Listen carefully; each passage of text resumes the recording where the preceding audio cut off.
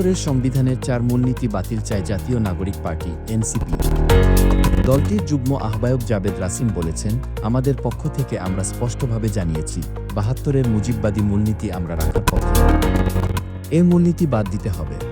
আজ রোববার রাজধানীর বেইলি রোডের ফরেন সার্ভিস একাডেমিতে আগের অসমাপ্ত আলোচনা সমাপ্তিকরণের লক্ষ্যে জাতীয় ঐকমত্য কমিশনের সঙ্গে রাজনৈতিক দলগুলোর আলোচনা শেষে এ কথা বলেন জাবেদ রাসিম।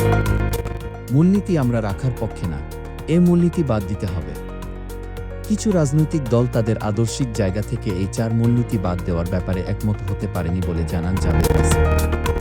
তিনি বলেন, আমরা সেক্ষেত্রে বলেছি, আমাদের ৫ আগস্ট ছাত্র জনতার যে অভ্যুত্থানের যে স্পিরিট, সে স্পিরিটের বিপরীতে গিয়ে এখানে আলোচনার কোনো মানে হয় না।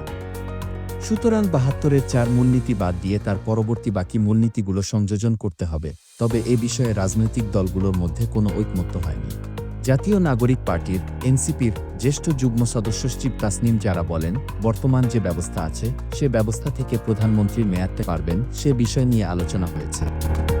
তিনি বলেন, একজন ব্যক্তির সর্বোচ্চ ২ বার শপথ নিতে পারবেন, এই জায়গায় আমরা সীমা নির্ধারণ করার কথা বলেছিলাম। কিন্তু ঐকমত্যের স্বার্থে সবাই সর্বোচ্চ ১০ বছর বলে। সময় নির্ধারণের সবার সঙ্গে আমাদের মতামত